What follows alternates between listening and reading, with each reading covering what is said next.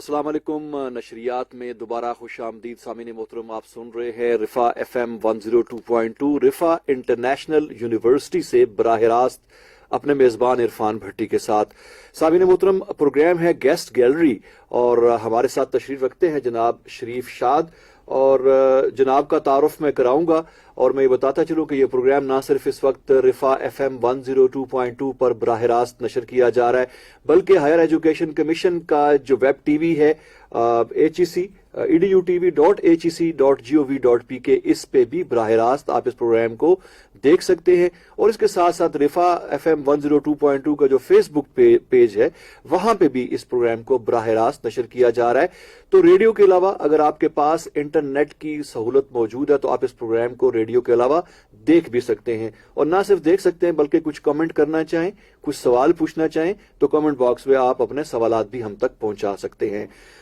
जनाब शरीफ शाह जो है जिला रावलपिंडी के एक गांव है जी जज्जा, वहां पे 1947 में ये पैदा हुए और इनकी जो इब्तदाई तालीम है अपने इलाके के स्कूल में इन्होंने हासिल की। और इसके अलावा जो इनका करियर था, एजुकेशन का करियर था, उसमें माशाल्लाह से अच्छी पोजीशंस हासिल करते रहे। और इब्तदा में तो शोबा तालीम से मुंसलिक हुए और बाद में 1971 में इन्होंने रेडियो पाकिस्तान ज्वाइन किया। और उस वक्त जो इनकी डेजिग्नेशन थी वो बिल्कुल एक ड्यूटी ऑफिसर के तौर पे उन्होंने ज्वाइन किया था, लेकिन माशाल्लाह फिर तरक्की करते करते डायरेक्टर प्रोग्राम्स की हैसियत में फिर ये रिटायर्ड हुए रेडियो पाकिस्तान से। अच्छा, मुख्तलिफ गोशे हैं इनकी शख्सियत के जो हम इनके साथ गुफ्तगू में इंशाल्लाह इनसे जो गुफ्तगू होगी तो आप तक भी पहुंचेंगे इनके।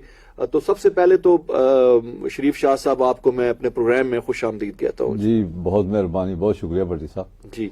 एक डाइवर्सिफाइड शख्सियत आपकी माशाल्लाह, इसके मुख्तलिफ पहलू हैं। सबसे पहले तो मैं पूछना चाहूंगा कि आप 1947 में मतलब आप पाकिस्तान बन रहा था और उन दिनों में आपकी पैदाइश हुई और फिर ज़ाहिर है कि आपने अर्ली स्कूलिंग भी आपकी थी, तो थोड़ा सा अपने बचपन का और इब्तदाई तालीम के हवाले से कुछ बताइएगा कि कैसा सिस्टम था उस वक्त और अब क्या डिफरेंस है इतना अरसा गुजरने के बावजूद। ऐसा है भट्टी साहब कि जब मैं पहली जमात में दाखिल होने के काबिल हुआ, मेरी उम्र हुई 5 साल, तो हमारे गांव में इत्तफाक है कि उसी साल स्कूल खुला। अच्छा, 5वीं तक प्राइमरी स्कूल वहां खोला गया, महकमा तालीम ने इजाजत दी और वो खुल गया, 2 कमरे बन गए। और मेरी जो जमात है वो पहली जमात थी, पहली एंट्री थी वो स्कूल की, जिसमें हम अच्छा वहां दाखिल हो गए। तो 5 साल वहां तालीम हासिल की और घर से आना, घर से जाना। लेकिन मैं ये समझता हूं कि वो जो 5 साल है ना, वो अजीब तालीम थी। वो हमारे टीचर जो थे वो मिडिल पास थे, जी, मिडिल जेवी उनको कहा जाता था।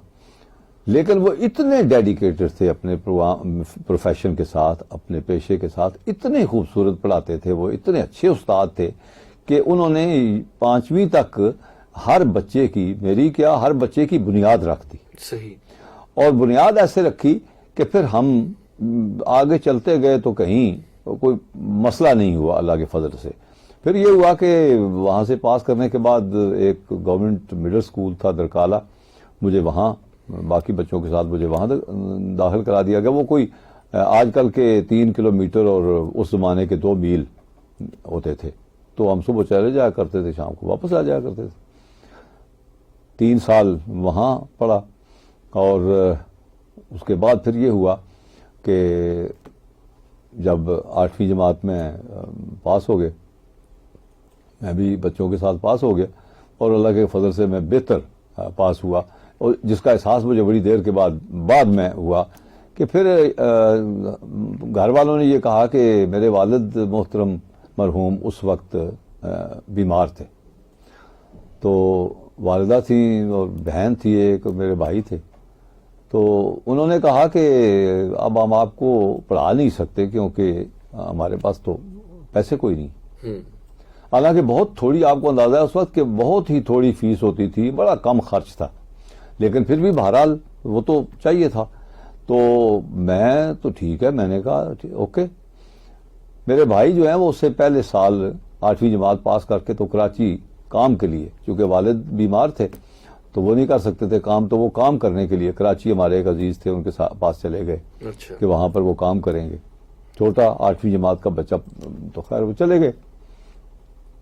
پھر یہ ہوا کہ میں گھر میں تھا، تو ایک دن ایک لڑکا آیا گورنمنٹ ہائی اسکول جاتلی سے. جی. تو اس نے کہا کہ ہیڈ ماسٹر صاحب بلا رہے ہیں. اچھا. ہائی اسکول ہمارے قریب ہائی اسکول اس کا اسلامیہ ہائی اسکول سکھو موجود تھا. جی جی. لیکن وہ میں تو پڑھنا ہی نہیں تھا نا، میرا تو مسئلہ ہی کوئی نہیں تھا. تو خیر وہ وہاں سے آیا اور اس نے کہا جی وہ ہیڈ ماسٹر صاحب بلا رہے ہیں. تو میں اگلے دن وہاں چلا گیا. جب میں وہاں گیا تو انہوں نے مجھے کہا کہ کہاں پڑھنا ہے؟ تو میں نے کہا جی میں نے تو کوئی نہیں پڑھنا. انہوں نے کہا پڑھنا ہی نہیں ہے. میں نے کہا جی نہیں. کیوں؟ میں نے کہا گھر والے کہتے ہیں ویسے کوئی نہیں. اچھا کہنے لگے کہ بڑے کمال کے آدمی تھے وہ. کہنے لگے کہ اچھا ایسا کرو کہ تم آج جا کے گھر والوں سے یہ کہو کہ کیا اگر میں نہیں پڑھوں گا تو وہ مجھے روٹی دیں گے؟ میں نے کہا جی وہ تو ان کو دینی پڑے گی، اور کپڑے بھی دیں گے. میں نے کہا جی وہ بھی دیں گے ہی. تو پھر ایسا کرو کہ اس سے کہو کہ یہی 2 چیزیں دیتے رہیں. ٹھیک. 2 سال تک یہ باقی خرچہ جو ہے وہ اسکول کے ذمہ. اچھا. سو مچ سو کہ جو پینسل اور جو ربڑ ہے وہ بھی تمہیں خریدنی نہیں پڑے گی. اچھا. اچھا میں آ گیا تو میں نے گھر والوں کو بتایا جب، تو گھر والوں کا خیال یہ تھا کہ یہ تو بات ٹھیک ہے، لیکن وہ 5 میل ہے ہمارے گاؤں سے، جی. جو آج کل 8 کلومیٹر ہے. صحیح. تو 5 میل تھا. انہوں نے کہا کہ بارش ہو، آندھی ہو، گرمی ہو، سردی ہو، تو اس میں اکیلے تم کیسے جا سکتے ہو؟ یہ نہیں ہو سکتا. تو اکیلے تو ہم نہیں بھیج سکتے. اگلے دن میں گیا تو میں نے ان سے کہا، میں نے کہا جی میرے گھر والے کہتے ہیں کہ باقی شرطیں تو ٹھیک ہیں لیکن اکیلے نہیں جا سکتے. وہ مجھے کہنے لگے کہ اچھا ایسا کرو کہ وہاں اپنے گاؤں کا کوئی ایک لڑکا اور ڈھونڈو جس کی فیسیں شیسیں ہم معاف کر دیں گے. اچھا. پھر میں گاؤں آیا. میں نے پھر ایک ڈھونڈا، ایک بندہ عبدالرزاق نام کا ایک لڑکا تھا. اس کے گھر والوں سے بات کی. وہ بھی کچھ جز تھے کہ انہوں نے شاید پڑھانا نہیں ہے بچے کو، تو انہوں نے کہا چلو اگر فیس معاف ہوتی ہے تو پڑھا دیتے ہیں. اگلے دن پھر میں گیا اور میں نے ان کو بتایا کہ یہ وہ اس کو ساتھ لے کے گیا. میں نے کہا جی یہ ایک لڑکا جو ہے وہ تیار ہو گیا، اس کے گھر والے تیار ہو گئے. تو خیر بہرحال وہ داخل ہو گئے ہم لوگ. اور آپ حیران ہوں گے بھٹی صاحب کہ جو بات انہوں نے کہی تھی پہلے دن وہ 100% پوری کی انہوں نے. مجھے کپڑوں اور روٹی کے علاوہ مجھے ایک دہلے کی چیز نہیں خریدنی پڑی. اچھا. کاپیاں، کتابیں، پینسلیں، پین، ربڑ، شارپنر جس کو آج کل کہتے ہیں، یہ ہر چیز اسکول دیتا تھا. تو میں پڑھ گیا. صحیح. مجھے اس وقت پتا چلا کہ یہ ہیڈ ماسٹر صاحب جو ہیں، یہ جو بہتر بچے ہیں جی، ان کو یہ کہیں کہیں سے ڈھونڈ لاتے ہیں اور اس طرح کا اسکول کا نتیجہ بنانے کے لیے یہ کرتے ہیں. اور واقعی یہی ہوتا تھا. انہوں نے مجھے بتایا کہ میں نے اخبار میں پڑھا تمہارا نام کہ تم مڈل کے امتحان میں ضلع میں اول آئے ہو. اچھا. تو میں تو اخبار پڑھتا ہی کوئی نہیں تھا نا، مجھے تو پتہ ہی نہیں تھا. وہ اخبار پڑھتے تھے، انہوں نے کہیں پڑھا، تو اس لیے انہوں نے پھر مجھے بلا لیا. تو خیر بہرحال میٹرک ہو گیا. میٹرک اللہ نے کیا، اس میں اچھے نمبر آ گئے، فرسٹ ڈویژن مجھے مل گئی. اور پھر اس کے بعد یہ کس سن کی بات؟ یہ جی 1963 کی بات. میں نے 1963 میں میٹرک کیا تھا. 1952 میں وہاں اسکول میں داخل ہوا تھا. اچھا. اور 1953 میں پہلی جماعت پاس کی تھی. تو 1963 میں 10ویں جماعت پاس کر لی تھی. پھر یہ ہوا کہ سوچا جائے کہ انہوں نے بھی کہا کہ اب تم نے کرنا کیا ہے. میں نے کہا اتفاق ہے کہ 5-6 مہینے گزرے تو ایک کوئی کلاس شروع ہوئی گورنمنٹ نارمل اسکول شاہپور صدر میں شروع ہونے والی تھی، ایس وی ایگریکلچر پہلی دفعہ. اچھا. تو وہ انہوں نے مجھے بلایا اور انہوں نے کہا کہ یار وہ ایک کلاس شروع ہو رہی ہے تو تم اس میں داخل ہو جاؤ. اچھا. میں نے کہا جی پیسوں کا مسئلہ ہوگا، پیسے تو کوئی نہیں ہے. خیر انہوں نے کہا نہیں کوئی ایسے اس سے زیادہ پیسے خرچ نہیں ہوں گے. انہوں نے بندہ بھیجا، رکا دیا اور میں پنڈی آ گیا. مجھے پنڈی بھیجا انہوں نے کہ جاؤ وہاں پر ایک ایجوکیشن ڈائریکٹریٹ میں، وہاں پر ایک صاحب ہوں گے ان سے ملو. اور وہاں سے میں ملا، میں ان کو انہوں نے ایک رکا دیا. پھر میں شاہپور صدر چلا گیا. شاہپور صدر سرگود ڈسٹرکٹ میں ایک جگہ ہے جہاں پہ نارمل اسکول تھا، جہاں پہ وہ کلاس ہونی تھی. تو میں وہاں چلا گیا. وہاں گیا تو خیر انہوں نے مجھے داخل کر لیا. میں واپس آ گیا. پھر سال کا کورس تھا, میں سال وہاں رہنا پڑا مجھے. میں رہا وہاں پہ ایسے تیسے جیسے بھی ہوا, خرچ بہرحال اللہ پورا کرتا ہے, ہوتا رہا. مین وائل جب میں درمیان میں ہی میں نامی میں تھا تو میرے والد محترم جو ہے وہ انتقال کر گئے. تو اس کے بعد تو مطلب میں وہ تو نہیں تھے. تو خیر بہرحال پھر یہ چلتا رہا. تو ایسوی جب 1965 میں جب جنگ, یہ پاکستان بھارت کی جنگ جب ہونے والی تھی, تو اس سے کچھ دیر پہلے ہمارے امتحان ہونے والے تھے وہاں ایس پی کے. تو پھر وہ اس کی وجہ سے امتحان جو ہے وہ ملتوی ہو گئے 2-3 مہینے. پھر بعد میں ہوئے کوئی دسمبر میں, یہ دسمبر کے بھی بعد کہیں ہوئے شاید. خیر پھر میں وہاں سے واپس آ گیا. پھر ہمارے گاؤں میں سکھو میں ایک ہمارے اسکول کے ہیڈ ماسٹر تھے, انہوں نے مجھے وہاں پر ٹیچر رکھ لیا. میں ٹیچر ہو گیا. لیکن 1 سال کے دوران میں نے چونکہ درخواست دی ہوئی تھی گورنمنٹ سروس کے لیے, تو مجھے گورنمنٹ ہائی اسکول جیلم میں ملازمت مل گئی ایز ایس پی ٹیچر. تو میں وہاں چلا گیا. پھر وہیں سے میں نے ایف اے کیا پرائیویٹ میں, پھر میں نے وہیں سے بی اے کیا پرائیویٹ, پھر میں نے وہیں سے ایم اے کیا پرائیویٹ, اور ساتھ میں ٹیچر تھا, پڑھا رہا تھا. کس سبجیکٹ میں ماسٹرز تھا؟ میں پھر ماسٹر کیا اردو میں. اچھا. ہاں جی, شروع میں میرا رجحان اردو کی طرف تھا, بلکہ میں 9ویں 10ویں میں ہوتا تھا تو ہمارے ایک استاد تھے اختر امام رضوی, بعد میں ہمارے پاس ریڈیو میں ساری عمر ہم ان کے ساتھ رہے, اور اللہ بخشے اب تو فوت ہو گئے. تو وہ میرے استاد تھے. تو وہ ہم اس زمانے میں وہ شاعر تھے, تو ہم مصرے شسرے جوڑا کرتے تھے, ہم شاعری والی شروع کی تھی. لیکن پھر خیر بعد میں جب میں چلا گیا ادھر تو پھر شاعری والی تو رہ گئی. جیل میں تھا تو کچھ شاعری ہم مشاعرے پڑھا کرتے تھے. تو خیر بہرحال پھر 5 سال یہ ہوا کہ پھر 5 سال گزرے تھے وہاں پر. تو 1971 میں 70 میں کہیں کسی وقت میرے کوئی اخبار میں اشتہار آیا کہ مجھے ریڈیو پاکستان میں پروڈیوسرز کی پوسٹیں خالی ہیں. اچھا. تو میں نے بھی اپلائی کر دیا وہیں سے جیلم سے. تو 71 میں کہیں آ کے 71 کے شروع میں انٹرویو شروع ہوئے, لاہور میں انٹرویو ہوئے تھے. تو انٹرویو کے بعد میں پھر خاموشی میرے ذہن میں یہ تھا کہ شاید کوئی سفارشی عرصی لوگ جو ہے وہ رکھ لیے ہوں گے نا, تو میری باری نہیں آنی. صحیح. لیکن بس ون فائن مارننگ یہ ہوا کہ میں گرمیوں کی چھٹیوں میں گاؤں آیا ہوا تھا. تو میرے بھائی وہاں ہوتے تھے اس زمانے میں, آ گئے تھے یہاں جیلم میں. تو انہوں نے مجھے ایک ٹیلی گرام دیا. اس زمانے میں جو سب سے تیز ذریعہ تھا وہ ٹیلی گرام تھی. جی. انہوں نے مجھے ٹیلی گرام دیا ریچ سون. تو میں نے کہا پتہ نہیں کیا ہے. خیر میں گیا تو انہوں نے کہا یار یہ کہ ہمارا خط آیا ہوا ہے ریڈیو پاکستان کی طرف سے.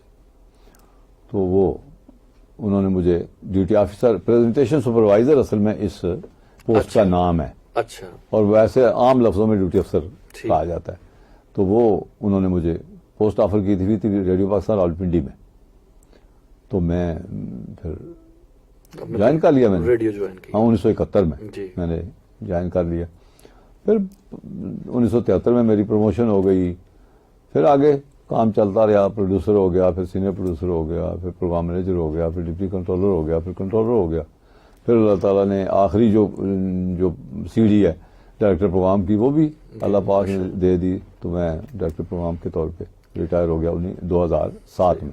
سر ریڈیو پاکستان کو ایک اکیڈمی کا درجہ حاصل ہے, اور بعد میں ریڈیو ہی کے لوگ جو آگے جب ٹی وی شروع ہوا تو اس کے اندر آئے, اور ان کی جو ابتدائی تربیت تھی وہ ریڈیو نے کی. بالکل کی. اس حوالے سے آپ کے کیا تاثرات ہیں؟ میں سمجھتا ہوں کہ ریڈیو ادارہ ہے وہ قومی ادارہ ہے کہ ایک زمانے میں, اب مجھے افسوس سے کہنا پڑتا ہے شاید وہ حالات نہ ہوں اب, لیکن ایک زمانے میں لوگ ریڈیو سے تلفظ ٹھیک کرتے تھے. صحیح.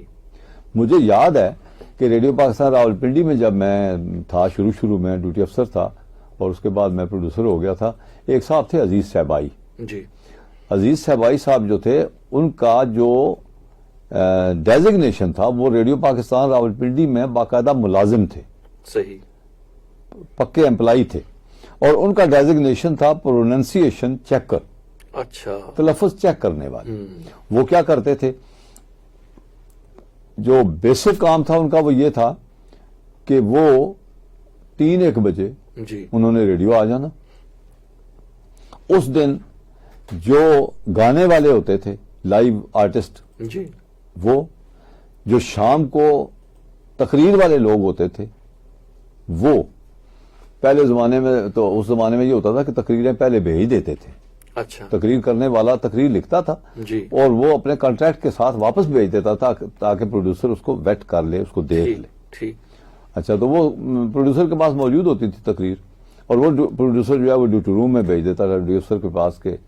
اب وہ عزیز صاحب صاحب جب آتے تھے تو پہلا کام ان کا یہ تھا کہ وہ بلواتے تھے ہمارے سامنے جو اس دن ڈے آرٹسٹ جس کو کہتے ہیں, وہ اس کو کہ کون ہے جی آج, کہ جی آج اعجاز حسین اظہروی ہیں مثال کے طور پہ. انہوں نے کہا جی بلائیں کدھر ہیں, کہ جی اسٹوڈیو میں, ان کو بلا لیں.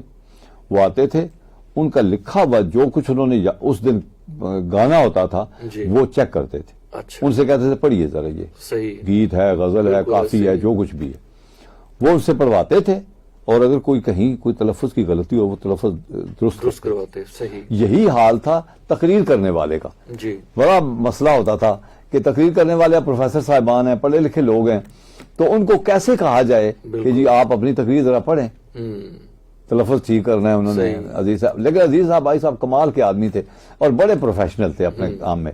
وہ بڑی بڑی خوبصورتی سے, بڑے ہی اخلاق سے وہ کہا کرتے تھے کہ اگر آپ کو زحمت نہ ہو تو ذرا یہ پڑھ دیجئے تاکہ ہم دیکھ لیں کہ کوئی تلفظ شفظ کی غلطی. تو وہ بندہ 5 منٹ کی تقریر ہوتی تھی, وہ بندہ 5 منٹ ان کے سامنے بیٹھ کے پڑھتا تھا. ہم سن رہے ہوتے تھے ڈیوٹی روم میں بیٹھے ہوئے, یہ سارا کام ہو رہا ہوتا تھا. تو ریڈیو جو ہے وہ ایک بنیادی طور پہ ایک ابلاغ کا وہ ذریعہ ہے کہ جس سے نہ صرف ریڈیو کے زبان کے تلفظ ٹھیک ہوتے ہیں بلکہ اس سے تو زبان ٹھیک ہوتی ہے, اس سے زندگی میں سمجھتا ہوں بنتی ہے. دیکھیں نا, ریڈیو جو ہے آپ یہاں بیٹھ رہے ہیں ہوئے میں تو آپ دنیا جہان کی باتیں کرتے ہیں نا, اور لوگوں سے بھی کراتے ہیں. صحیح. وہ اس لیے کراتے ہیں کہ یہ لوگوں نے سننا ہوتا ہے, لوگوں نے اس سے اثر لینا ہوتا ہے. صحیح. تو ریڈیو پاکستان جو ہے وہ بیسک ادارہ ہے, اور وہ جس وقت میں ریڈیو میں آیا تھا اس وقت بھی صرف ایک پاکستان ٹیلی ویژن جی جو نیا نیا آیا ہوا تھا, اور ایک ریڈیو پاکستان تھا جو 1947 سے ہمارے پاس تھا. صحیح ہے. اچھا سر, یہ فرمائیے گا کہ ٹی وی کے آنے سے جو ایک جنرل کانسیپٹ یہ لوگ ہم سے ابھی بھی پوچھتے ہیں کہ آج کے زمانے میں بھی کوئی ریڈیو سنتا ہے, تو بہرحال ہماری آبزرویشن کے 9 سال مجھے بھی ہو گئے ہیں یہاں پہ, ہماری آبزرویشن بالکل ڈفرینٹ ہے کہ واقعی آج کے زمانے میں بھی ریڈیو بہت زیادہ سنا جاتا ہے. بلکہ میں تو یہ اگزامپل دیتا ہوں جی کہ دنیا کا ترقی یافتہ ترین ملک اگر ہم امریکہ کو کہتے ہیں تو اس وقت سب سے زیادہ لسنرشپ جو ہے امریکہ کے اندر ہے ریڈیو کی. یہ ساری ٹیکنالوجیکل ایڈوانسمنٹ ہونے کے باوجود آج کا جو سامع ہے وہ کافی حد تک ڈیپینڈنٹ ہے ریڈیو کے اوپر. کیا وجہ ہے اس چیز کی؟ بات یہ ہے کہ ریڈیو وہ واحد ادارہ ہے یا وہ واحد ذریعہ ہے ابلاغ کا کہ جو بہت آسان ہے. صحیح ہے. جس کو سننا. ایک تو یہ ہے کہ آپ گاڑی میں سن رہے ہیں, آج کل اگر گاڑی چلاتے ہو ٹی وی نہیں دیکھ سکتے لیکن ریڈیو سن سکتے, ٹی وی تو نہیں دیکھ سکتے آپ. اچھا, پھر یہ کہ آپ نے دیکھا ہوگا کہ کھوکھے والا ہے اس نے ریڈیو لگایا ہوا ہے, ریڑھی والا ہے اس نے رکھا ہوا ہے. میں نے اپنی آنکھوں سے ایک زمانے میں جو ہل چلانے والے زمیندار ہیں نا, کسان ہیں نا, بالکل ان کے ہل کے ساتھ ایک چھوٹا ریڈیو اچھا میں نے لگا ہوا دیکھا, اور وہ جمہوری بات سن رہے ہیں, وہ فوجی پروگرام سن رہے ہیں, جس کو جو پروگرام اچھا لگتا ہے. صحیح ہے. وہ زراعتی پروگرام سن رہے ہیں, وہ گانے سن رہے ہیں تو گانے سن رہے ہیں جس کو گانے سننے کا شوق ہے. تو یہ آسان ذریعہ ہے ایک تو. اور یہ کہہ دینا کہ ٹی وی آنے سے یا ٹی وی کے بہت سارے چینل آنے سے ریڈیو کی لسننگ پہ اثر پڑا ہے, اثر پڑا ہو تو پڑا ہو, لیکن ہم کبھی نہیں یہ کہہ سکتے کہ ریڈیو کی لسننگ ختم ہو گئی ہے. Never in the history. جو آپ نے مثال دی ہے نا اس کی امریکہ کی, امریکہ میں جیسے آپ کو پتا ہے, سب کو پتا ہے کہ کبھی بھی امریکہ کا صدر ٹی وی پہ خطاب نہیں کرتا, ریڈیو پہ خطاب کرتا. صحیح ہے, بالکل صحیح ہے. اس لیے کہ ریڈیو اپروچ زیادہ ہے, ایک اپروچ زیادہ ہے. اور مثال کے طور پہ میں اب آپ کو بتاؤں کہ ریڈیو پاکستان یا ریڈیو جو ہے وہ اس کی اپروچ, اس کی جو اس وقت جو لسننگ ہے وہ 100% ہے. 100% آبادی میں سنا جاتا ہے. صحیح. ٹی وی 100% نہیں ہے. ایسے ہی ابھی آپ کے پتہ نہیں 40-50 چینل آ گئے ہیں نا اس کے ٹی وی میں, کوئی پرائیویٹ ہیں, کوئی گورنمنٹ کے ہیں, کوئی کون سے, لیکن اس کے باوجود 100% لسننگ ویوئنگ کوئی نہیں ہے. بالکل صحیح. ریڈیو پاکستان کی 100% آپ کا ریڈیو ہے, گورنمنٹ کا ریڈیو ہے, پرائیویٹ چینل سیکٹر میں ہے, جہاں بھی ہے وہاں پر ریڈیو سنا جاتا ہے. صحیح. یہ تو طے شدہ بات ہے. آپ ہمارے ایک ساتھی کو ذرا تھوڑے سے وہ تھے جذباتی سے پروڈیوسر ہمارے, تو کسی نے یہ سوال کیا کہ یار ریڈیو کون سنتا ہے, یہ آج کل ریڈیو کون سنتا ہے. انہوں نے کہا میں اس کا جواب یہ دیتا ہوں کہ آئیے میرے ساتھ, وہاں بیٹھتے ہیں اور اسٹوڈیوز میں بیٹھ کے مائکرو فون پہ ایک گالی دے دیتے ہیں, اس کے بعد دیکھتے ہیں کیا ہوتا ہے, کوئی سنتا ہے کہ نہیں سنتا. آپ کو اندازہ ہو جائے گا اس کا جو فیڈ بیک آئے گا فوری طور پہ جو آئے گا وہ آپ کو اندازہ ہو جائے گا اسی وقت کوئی سنتا ہے کہ کوئی نہیں سنتا. بالکل صحیح. کوئی سنتا ہے تو وہ جواب دیتا ہے نا آپ کو کہ آپ نے یہ کیا کہہ دیے ہوئے. بالکل. مجھے یاد ہے کہ ایک زمانے میں, اس زمانے میں تو خیر سرکاری اور سطح پہ بھی اور غیر سرکاری سطح پہ بھی ریڈیو کو بہت سنا جاتا تھا. تو ایک پرائم منسٹر جو تھے وہ جب اس دنیا میں نہیں تھے تو جا چکے تھے, تو اتفاق ہے کہ ایک ہمارے ایک ساتھی نے پتہ نہیں جان کے پتہ نہیں انجانے میں اس نے ایک گانا ان کی سالگرہ والے دن چلا دیا تھا. اچھا. ہاں جی, وہ ایک گانا ہے, سالگرہ کا دن آیا ہے کوئی ہے نا, تو اس نے چلا دیا اور بس کوئی ابھی آدھا گھنٹہ نہیں گزرا ہوگا. یہ حالانکہ اس زمانے میں یہ جو ابلاغ کا یا یہ جو سوشل میڈیا شیڈیا جو تھا کوئی نہیں, اور نہ کوئی موبائل فون تھا نہ کوئی اس طرح کا, لیکن اس کے باوجود آدھے گھنٹے کے بعد ہی واز سسپینڈڈ. نوٹس لے لیا گیا. ہاں جی, آدھے گھنٹے کے بعد وہ سسپینڈ ہو گیا تھا. صحیح ہے.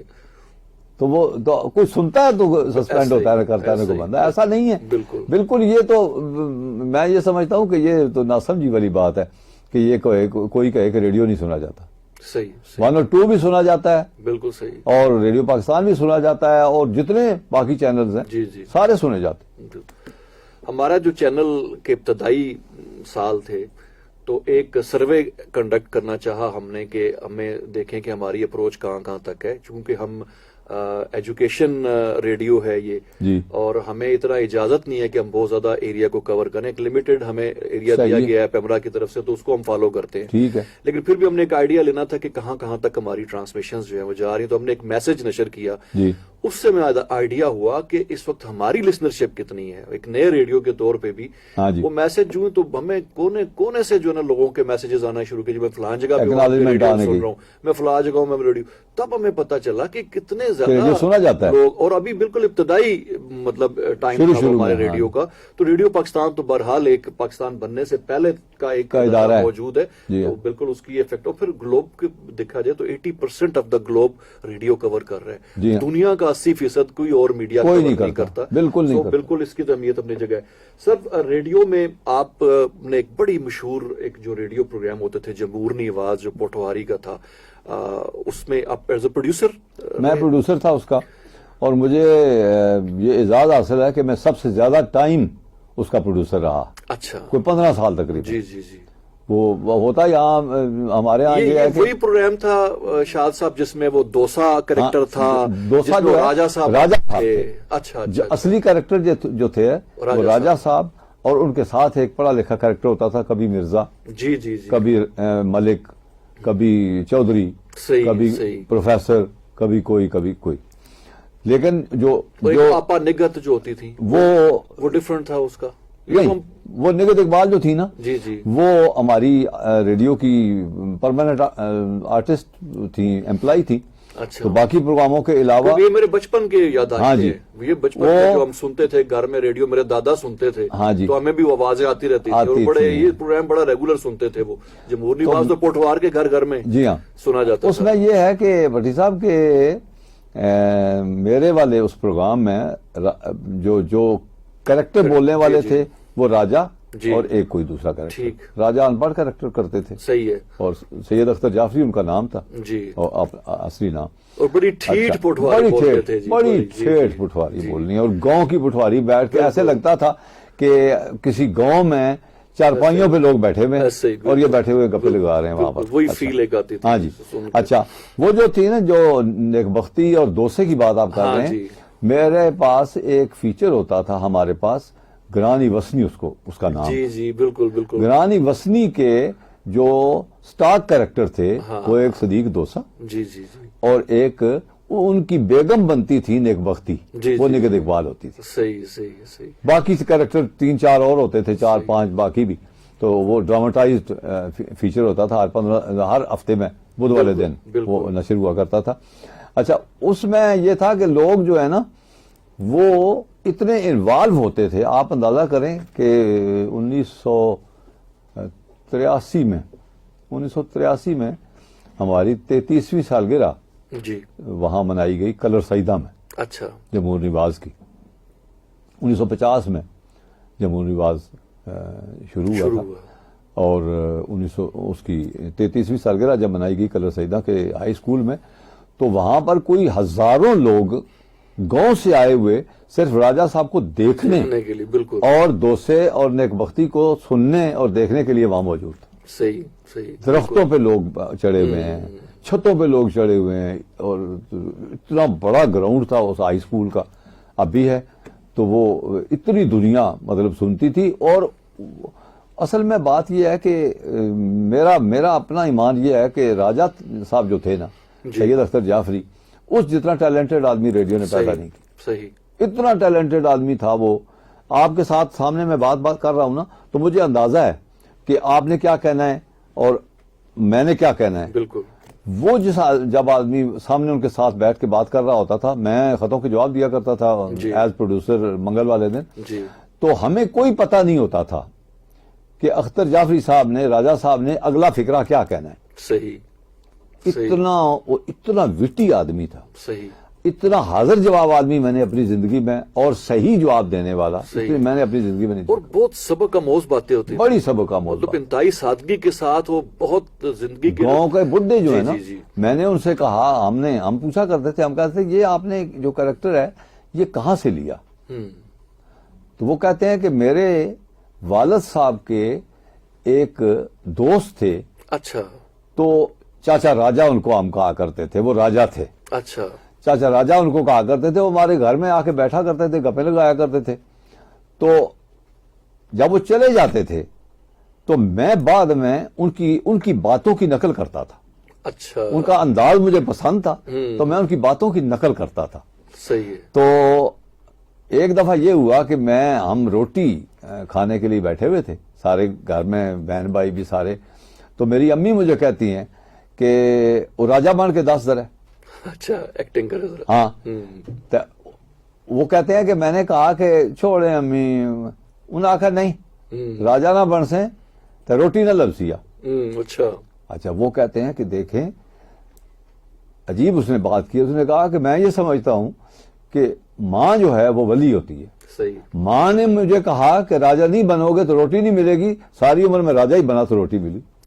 کیا بات, کیا بات. کہ میری ماں نے اس وقت کہہ دیا تھا کہ تم راجہ بنو گے تو روٹی ملے گی. صحیح ہے. تو میں ساری عمر راجہ کا ذریعہ ہی بن گیا, راجہ جو تھا. کیا بات ہے جی, زبردست. تو اچھا سامعین محترم, اتنی دلچسپ گفتگو ہو رہی ہے. میں بتاتا چلوں, کوئی لوگوں نے بعد میں جوائن کیا ہوگا کہ یہ پروگرام گیسٹ گیلری اس وقت رفا FM 102.2 پر پیش کیا جا رہا ہے, اور ہمارے ساتھ تشریف رکھتے ہیں جناب شریف شاد. رائٹر ہیں, ادیب ہیں, معلم رہے, میڈیا کے ساتھ تعلق, ریڈیو پاکستان کے ساتھ ایک عمر گزری ان کی, اور ان سے ہم ان کی شخصیت کے مختلف پہلوؤں پہ گفتگو کر رہے ہیں. اور بہت سارے لوگوں نے ہمیں جوائن کیا ہے جی فیس بک پہ. یہ مجھے پرچی ملی ہے, اتنے زیادہ لوگوں کے نام لکھے ہوئے ہیں جو اس پروگرام کو فیس بک پہ بھی دیکھ رہے ہیں. رفا FM 102.2 کے پیج پہ یہ پروگرام اس وقت براہ راست نشر کیا جا رہا ہے اپنے ریڈیو کے علاوہ بھی. اور اس کے علاوہ ہائر ایجوکیشن کمیشن کا جو ٹی وی چینل ہے edutv.hec.gov.pk, اس پہ بھی یہ پروگرام جو ہے وہ براہ راست نشر کیا جا رہا ہے. اور طاہرہ خالد ہیں, اور انہوں نے تو بہت تعریف کی ہے. نعیم شاہ ریاض سعودی عرب سے, انہوں نے ہمیں جوائن کیا ہے اور انہوں نے پروگرام کو پسند کیا ہے. اور اسی طرح سمیر لطیف ہیں اور یاسر مرزا ہیں, محمد عمر ہیں, عمر اصغر صاحب, اور اس کے علاوہ عثمان شکیل کا میں نام لینا چاہوں گا, محمد عمر اصغر, اچھا ان کا نام میں لے چکا ہوں, اور اسی طرح دمام سعودی عرب میں ہیں یہ جنہوں نے میسیجز کیے ہیں. اور سوال بھی ہے کہ کیا وجہ ہے کہ پہلے جو ہے وہ طالب علم استادوں کی بہت زیادہ عزت کرتے تھے, اب اگین وہ ہمارے جو کلچرل کچھ چینجز آئی ہیں. مجھے شاہ صاحب یاد ہے کہ ہم جب اپنے گاؤں کے, چونکہ میرا گاؤں بھی آپ کے گاؤں کے قریب ہے, بالکل سیم کلچر ہم لوگوں نے بھی دیکھا, آپ کے کچھ دیر بعد دیکھا, لیکن بہرحال اس میں بھی کافی ایسی چیزیں تھیں. استاد کی کرسی پہ بیٹھنا بہت ایک جو نا بہت بڑا بے ادبی سمجھی جاتی تھی. بالکل صحیح بات, ٹھیک ہے. اور آج استاد کھڑا ہوتا ہے اور طالب علم بیٹھے ہوتے ہیں کرسیوں پہ, اور استاد نے کھڑے ہو کے لیکچر دے رہا ہوتا ہے. جی ہاں, یہ ایک کلچرل چینج ہے جو ہم نے آبزرو کی. اور آج کے استادوں کی وہ عزت نہیں ہے جو اس وقت جو ہے نا کہ طالب علم تو استاد کے اشارے سے بھی ڈرتے تھے. تو کچھ اور میری متعلق بھی سوال ہے کسی کا کہ بھٹی صاحب آپ بھی کیا پیدل اسکول آتے جاتے تھے؟ میری اس میں میری اپنی ایک شاد صاحب ایک سٹوری ہے کہ میں جو میرا گاؤں ہے رمیال, مندرہ سے کوئی 3-4 کلومیٹر کا فاصلہ ہے, اور میں وہاں سے صبح فجر کے ٹائم پیدل چلتا تھا, اور جب میں مندرہ سٹاپ پہ پہنچتا تھا تو اس وقت سورج نکل رہا ہوتا تھا, میں اس اندھیرے میں پہنچ جاتا. پھر وہاں سے وہ لوکل بس گجر خان والی, اس پہ بیٹھ کے کچہری اترتا تھا, کچہری سے پھر پیدل وہ جہاں پہ آرمی پبلک اسکول ہے, یہاں بیرکس تھی فوجیوں کی, یہاں سے گزر کے میں لالکوٹتی FG ٹیکنیکل ہائی اسکول میں پڑھتا تھا. پھر واپسی پہ یہی سفر, اور میں مغرب مطلب فجر کا نکلا ہوا گھر سے مغرب ہو جاتی تھی. ہاں جی, اور میرے یہ 12-13 سال کی ایج تھی, اور مجھے اس نے اتنا اسٹرانگ کیا ایز اے پرسنالٹی اس سفر نے. یہ شاید جاننے والے ہو گئے, ان کو پتہ ہوگا اسٹوری کا, تو یہ سوال پوچھا ہے. بھٹی صاحب ہوتا یہ ہے کہ اس وقت حالات بہت اچھے تھے, سیف تھے. ایسا ہی ہے, بالکل بہت سیف تھے, بالکل ایسا ہی ہے. بچے بڑے دور دور جاتے تھے پڑھنے کے لیے. آج میں اپنے بچوں کو دوسری گلی میں نہیں جانے دیتا, لیکن میں خود اس سے کیونکہ ظاہر ہے گزر چکے ہیں, وہ تو حالات بدل گئے ہیں نا, اب یہی صورتحال ہے.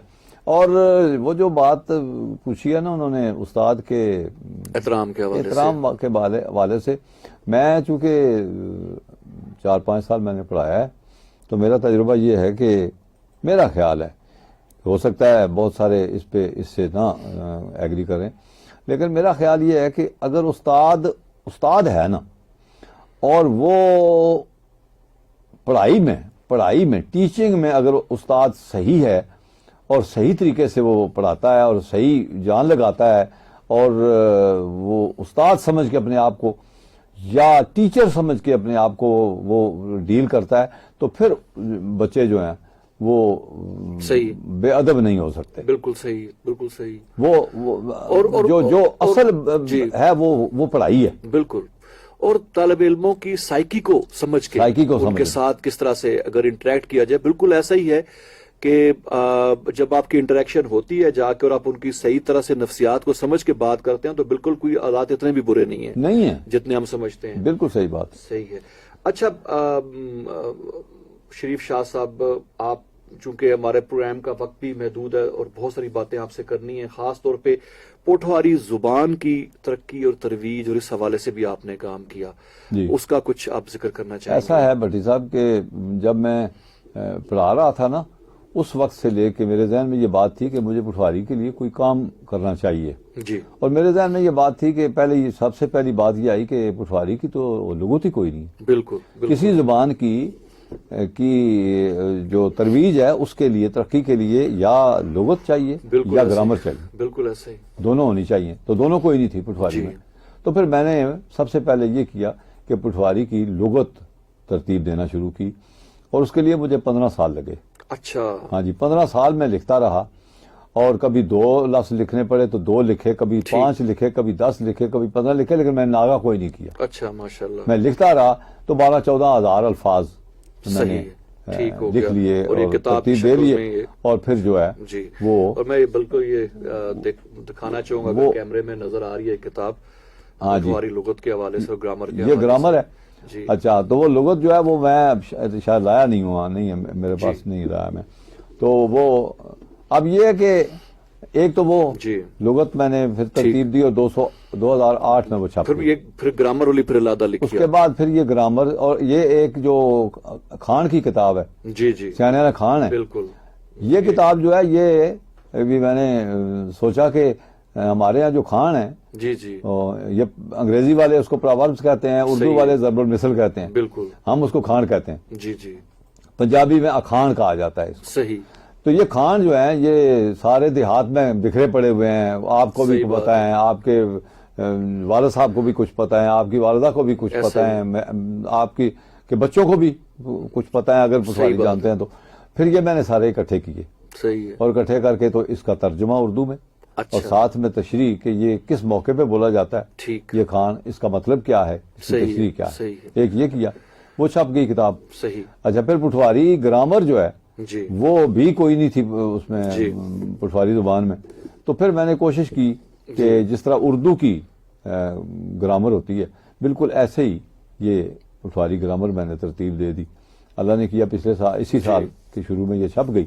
جی اور پھر میرے ذہن میں یہ بات آئی کہ جو شیخ سعدی شیرازی ہیں جو فارسی کے بہت ہی بڑے شاعر, تو انہوں نے کچھ جو حکایتیں ہیں جی وہ انہوں نے لکھی ہیں, جو لکھی انہوں نے شعروں میں ہیں. صحیح ہے بالکل. اچھا وہ پھر یہ ہوا کہ لوگوں نے اس میں سے نکال کے وہ جو کہانیاں ہیں جو حکایتیں ہیں وہ الگ کر کے تو نثر میں فارسی میں بھی لکھ دی, پھر اردو میں بھی اس کے ترجمے بھی ہو گئے. تو میں نے کوشش کی کہ یہ اردو کی کچھ حکایتیں مجھے مل گئیں, کوئی 200-250 کے قریب. صحیح. تو یہ 250 شیخ سعدی کی کہانیاں جو ہیں صحیح ہے. ان کو میں نے حکایتیں جو ہیں ان کا میں نے جی ترجمہ کر دیا پٹواری زبان میں, اور یہ بھی اسی سال چھپ گئی. صحیح. لیکن جو سب سے بڑا کام ہے جی وہ یہ ہے. صحیح ہے. اور شریف شاہ صاحب کو جو نا یہ اعزاز بھی حاصل ہے کہ پٹواری زبان میں قرآن مجید کا جو پہلا ترجمہ ہے وہ جناب نے کیا. تو میں چاہوں گا کہ کیسے آپ کو ذہن میں یہ خیال آیا اتنا بڑا کام ماشاءاللہ سے کرنے کا؟ یہ ایسا ہے بھٹی صاحب کہ یہ میرا یہ ایمان ہے کہ یہ جس کا کلام ہے نا یہ میرے ذہن میں بھی اسی نے ہی ڈالا. ایسا ہی. اور میرے ذہن میں یہ بات آئی کہ مجھے اگر کوئی کام کرنا ہے تو چلو, میں دنیاوی کام تو سارے ہوتے ہی رہتے ہیں نا, بندہ کرتا ہی ہے ساری عمر, تو میں کیوں نہ یہ کروں. تو پھر میں نے سوچا کہ کون سا ترجمہ ہو جی جس کو پٹواری میں ٹرانسلیٹ کیا جائے. تو پھر میں نے چونکہ میرا تعلق ریڈیو سے تھا تو میں بہت عرصہ مجھے پتا تھا کہ مولانا فتح محمد جلندری جو ہیں ان کا ترجمہ واحد ترجمہ ہے سارے پاکستان میں جو سرکاری اور نیم سرکاری سارے اداروں میں مستند سمجھا جاتا ہے. بالکل. تو پھر میں نے مولانا فتح محمد جلندری صاحب کا جو ترجمہ ہے وہ سامنے رکھ کے تو اس کو کا پٹواری میں ترجمہ کیا. میں نے کہا کوئی متنازع جو ہے وہ ترجمہ میں نہیں کر سکتا, یہ اپرووڈ ہے سارے پاکستان میں, اور یہ اتنا بامحاورہ ہے. اب آپ پڑھیں گے, آپ پٹواری ہیں, آپ پڑھیں گے تو آپ کو اندازہ ہوگا یہ اتنا بامحاورہ ہے یہ کہ بہت آسان ہے. یہ مولانا فتح محمد جلندری صاحب نے بڑا کمال کا. تو سر یہ تو ایک بہت بڑا کام تھا, کتنا وقت لگا, کیا کیا چیلنجز آپ کو درپیش آئے یہ ترجمہ کرنے؟ یہ بھٹی صاحب بڑی لمبی کہانی ہے یہ, اس کے لیے ٹوٹل مجھے ٹائم لگا کوئی 4.5 سال. اچھا 4.5 سال. جب میں نے شروع کیا تھا میں نے اب سے 5 سال پہلے آپ کہہ لیں, اب تو 5 سال ہونے والے ہیں, رمضان شریف کی 27ویں میں نے یہ شروع کیا تھا. اچھا. اور میں نے کہا میں اب کوئی اچھا دن ڈھونڈتے ہیں وہاں سے شروع کریں, تو وہ اللہ نے کیا کہ یہ میں نے شروع کر دیا اور پھر میں کرتا رہا. درمیان میں کچھ حالات ایسے ہوئے کہ میری وائف کی طبیعت خراب ہو گئی, وہ بیمار ہو گئیں, 6 مہینے ان کو اسپتالوں میں پھرتے رہے, پھر ان کی ڈیتھ ہو گئی, وہ فوت ہو گئی, پھر میں 5-6 مہینے ڈسٹرب رہا, تو درمیان میں کام رک گیا کوئی سال ایک. لیکن میں نے کہا اگر اللہ تعالیٰ نے مجھ سے یہ کام کرانا ہے تو پھر مجھے جاری رکھنا چاہیے. پھر میں نے دوبارہ شروع کر دیا. تو اس کے بعد اس کے جو چیلنجز ہیں وہ کوئی نہیں تھے, لیکن اس میں مشکلات ایسی تھیں بھٹی صاحب کہ مطلب یہ کام جو ہے نا یہ بڑا عجیب سا ہے, بڑا آپ اندازہ کریں کہ یہ صورت حال میں جس طرح آپ کے پاس جس شکل میں یہ قرآن پاک موجود ہے نا، اس کو اس شکل میں لانے کے لیے جب میں نے پہلے دن جب میں نے لکھنا شروع کیا تھا تو میرے سچی بات یہ ہے کہ میرے ذہن میں یہ نہیں تھا کہ ایک دن ایسا آئے گا کہ اس شکل میں یہ ہوگا.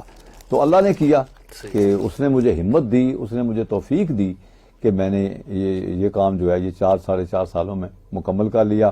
اس میں آپ کو کمپوزنگ پہلے میں نے یہ کیا کہ شروع کیسے کیا کہ ایک قرآن پاک ایسا میں نے ڈھونڈا بازار میں جس کے ایک سطر جو ہے وہ لکھی بھی ہے اور نیچے ایک سطر خالی ہے. اچھا صحیح ہے. پھر نیچے اس کے نیچے ایک سطر لکھی بھی ہے، اس سے نیچے پھر ایک اور خالی ہے. صحیح ہے. وہ جو خالی سطر ہے نا اس میں نے وہ ترجمہ لکھا. اچھا ٹھیک ہو گیا. اچھا اسی طرح تو ترتیب میں آسانی رہی، اسی ترتیب میں اس کی صورتوں میں اس کی آیتوں میں اسی طرح آیت اور آیتیں جو ہیں وہ بھی میں اسی طرح سرخ سیاہی سے سرخ پینسل سے میں اس کو آیتوں کے نمبر بھی لکھتا گیا. ٹھیک. پھر وہ کمپوز ہوا اور کمپوزیشن جو ہے وہ انہوں نے کہا جی ان پیج میں تو کمپیوٹر جانتا نہیں ہوں لیکن انہوں نے کہا جی ان پیج میں یہ ہوگا. پھر ان پیج میں اس کو ہمارے ایک دوست ہیں مظہر اقبال صاحب، انہوں نے اس کو کمپوز کیا.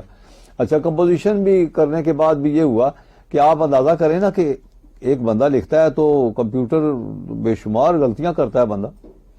پھر وہ غلطیاں مجھے چیک کرنے کے لیے پتہ نہیں کتنی دفعہ وہ پڑھنا پڑتا ہے. صحیح. ایک دفعہ کی پھر کچھ رہ گئیں پھر کچھ رہ گئیں، اس طرح کرتے کراتے تو خیر وہ اللہ نے کیا کہ وہ پہلے یہ مرحلہ طے ہوا. پھر اب یہ ڈیزائننگ کرنی ہے، اس کی ڈیزائننگ یہ جس شکل میں یہ اب ہے اس شکل میں بنا، اس کو ڈیزائننگ کہتے ہیں. وہ ڈیزائننگ کرنے کے لیے پھر لاہور میں ایک صاحب کو ڈھونڈا، وہ انہوں نے ڈیزائننگ کی. بڑی یہ بھی اس ڈیزائننگ میں بھی پھر غلطیاں آتی ہیں. کمپیوٹر کا معاملہ ہے نا، تھوڑی سی بھی ڈیزائننگ یہ ہے کہ وہ پھر جو انہوں نے ان پیج میں کمپوز کیا ہوا تھا اس کو پھر اس میں صورتوں کے نیچے انہوں نے اس کو شامل کیا جس طرح ترجمہ ہوتا ہے. یہ ہوا. پھر ٹائٹل اس کا بنوانا، پھر اندر کیا کیا ہوگا، پھر مطلب اس طرح کے سارے. تو مشکل مجھے کوئی نہیں پیش آئی. آپ یہ کہیں کہ یہ اللہ تعالیٰ کا کوئی کرم تھا کہ میں اس کو آہستہ آہستہ لگا رہا اور آگے بھی جو میرے ساتھ کام کرنے والے دوست تھے وہ بھی میں سمجھتا ہوں بڑی ان کی بھی محنت ہے، ان کی ہمت ہے کہ انہوں نے بھی میرا بہت ساتھ دیا. ہمارے ایک دوست ہیں ریڈیو پاکستان لاہور میں پروگرام مینیجر ہیں حافظ حفظ الرحمان، انہوں نے میرا بڑا ساتھ دیا. انہوں نے لاہور میں چونکہ یہ کام ہو رہا تھا اس لیے پھر ان سے ایک ظفر صاحب ہیں ان سے کا رابطہ ہوا، پھر پرنٹر سے، پھر پبلشر سے، پھر اس طرح مطلب پھر چھوٹے جتنے کام ہیں وہ سارے کرنے کے بعد کاغذ سلیکٹ کرنا. پھر ایک دفعہ مجھے لاہور جانا پڑا کاغذ اور اس طرح کی ڈیزائننگ شامل کرنے کے لیے. تو پھر میں وہاں چلا گیا، جا کے میں نے پھر کاغذ سلیکٹ کیا. پھر وہ باقی ساری یہ جو مثلا انہوں نے کہا جی یہ سلیکٹ کرنا. ہاں جی. پھر یہ کہ اس کا جو وہ لگا ہوا ہے کپڑا، جی یہ کپڑے پر ہے. اچھا. ہاں جی یہ جو اوپر ہے نا یہ کپڑے پر ہے. اچھا. تو وہ پھر کپڑا سلیکٹ کرنا کہ کون سا کپڑا ہوگا، کتنا پتلا ہوگا، کتنا موٹا ہوگا، کیسا ہوگا. وہ 2-4 پھر رنگ سلیکٹ کرنے کے اس طرح. تو وہ 4 رنگ سلیکٹ کیے. تو اس طرح سے میں یہ سمجھتا ہوں یہ سارا کام جو ہے یہ کبھی بھی نہ میں کر سکتا. صحیح. اللہ تعالیٰ کا اگر کرم نہ ہوتا. کرم اس میں شامل تھا. بالکل کہتے ہیں کہ اگر آپ اللہ کے کام میں لگ جائیں تو اللہ آپ کے کام اللہ آپ کی مدد کرتا ہے. سر سو نائس آف یو. بہت شکریہ آپ کے تشریف لانے کا. بہت دلچسپ گفتگو رہی آپ کے ساتھ اور سامعین محترم کے ساتھ شیئر کرتا چلوں کہ پروگرام گیسٹ گیلری میں آج ہمارے ساتھ تشریف رکھتے تھے جناب شریف شاد صاحب. سر کوئی آخری پیغام خاص طور پہ یوتھ کے لیے؟ ہماری ویسے بھی پاکستان کی جو اس وقت کی آبادی ہے وہ جو یہی اندازہ ہے کہ 65% یوتھ پہ مشتمل ہے، پوری دنیا کی ینگ ترین قوم ہے. جی ہاں.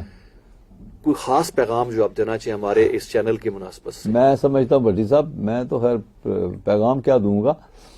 میں نے ایک ساری عمر ایک اصول پہ کام کیا اور کسی نے مجھے بتا دیا تھا، استادوں نے بتا دیا تھا کہ اپنا کام پوری دیانتداری سے کرو صحیح، اور اس کے بعد نتیجہ خدا پہ چھوڑ دو. بالکل صحیح، بالکل اس سے بڑا کام کوئی نہیں ہو سکتا. آپ لیکن شرط دیانتداری ہے بالکل. کہ آپ اپنا کام دیانتداری سے اور پوری بہت ذمہ زیادہ داری سے کریں. فرسٹریشن سے بھی یہ چیز بندے کو بچاتی ہے، جی ہاں. امیدی سے بھی، کہ جب آپ- رزلٹ اللہ کے پاس ہے تو پھر اس کے بارے میں پریشانی کیسی؟ کیا پریشانی؟ ہمارا کام ایفرٹ کرنا ہے، ہمارا کام ہمارا محنت کرنا ہے کام اور محنت sincerity کرنا سے کرنا ہے. جی ہاں. بالکل صحیح. یہ دیکھیں نا، یہ بھی مثلا ایسے یہ ہی. کام جو تھا یہ میں تو آپ یہ کہیں کہ میں محنت کرتا رہا. صحیح، میرے بالکل. ذہن میں بس یہ تھا کہ میں نے کرنا ہے. صحیح، اللہ تعالیٰ نے کر دیا.